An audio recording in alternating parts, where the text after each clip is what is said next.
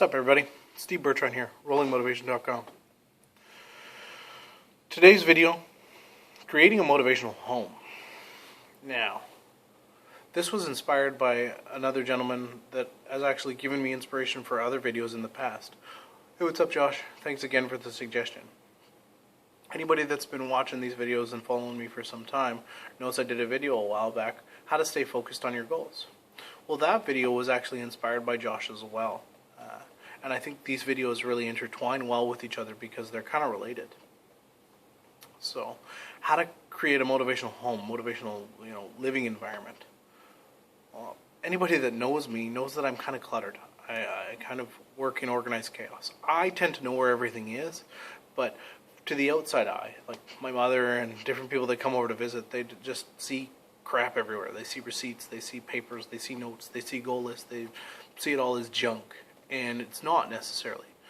But there's lots of books and studies and different things that say your outside, external environment is a great reflection of your inner environment. And while I don't necessarily agree with that, because I can be, calm and peaceful no matter what my external environment is, something that I've trained myself to do, there is some validity to that statement. Well, you know me, that I try and come up with 3 things for everybody to go over in these videos, and what I realized is the number one thing for me is always going to be keep your bedroom clean. I mean, I'm sure if you talk to a feng shui specialist or something like that, they'll have actually, validity behind why this makes a difference. I just know for me, if my bedroom is cluttered or there's things packed in it or my bed's not made or anything like that, I don't sleep as well. So, I make my bed in the morning now because it just seems to help me sleep better, because I go home and my bedroom environment is clean. And, if we want to take it up a notch, if you're in a relationship, good things happen in your bedroom. So you want to keep that environment as clean and as inviting as possible. So there's number one, is bedroom cleanliness, number one. This will tend to probably be, I would think, instead of 3 tips that I usually do, I'll probably do 4. Number 2, on top of the bedroom, is you want to keep your workspace environment as clean and as straight as possible. Because if you're looking for a business card, if you're looking for a note that you wrote, if you're looking for something like that, you're going to get frustrated, and you're going to get out of the zone, and you're going to get focused, and you're going to waste time looking for something that you should have right in front of you. I don't have much time to do these videos because I work 40 hours a week. But I still want to get these videos out and motivate people and help them and move things along. So it's just what I do. So I try and keep my workspace around my computer as clean as possible, or at least in my organized chaos at the very least. Number 3, the How to Stay Focused on Your Goals video right behind me. I don't know why I'm pointing behind me. There's nothing behind me right now, but, or is there? Just joking. Right behind me in the How to Stay Focused on Your Goals video is a blue vision board with a bunch of stuff taped all over it that I see every morning when I wake up and every night before I go to bed. And I see it every time I'm in my living room. It's got quotes and things and goals and destinations, and the house that I eventually want, it's got it all there on it, so I get to see that and I get motivated. Plus, I've got my goal list that I put in my pocket every morning, take with me, or see every morning when I wake up and before I go to bed. Don't always take it with me, to be honest, but it's always there. There's smaller different goal lists that I have for subsections of my life that I want to achieve that are there as well.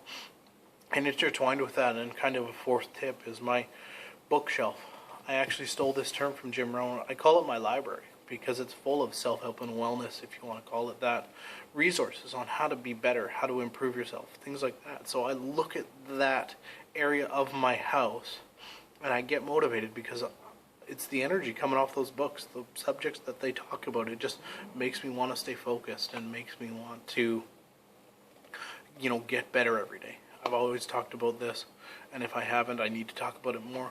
My only real goal in life is to be better today than I was the day before. So that's why I set myself up. I can't always have the cleanest environment, but if something's sapping your energy, put things around you that motivate you.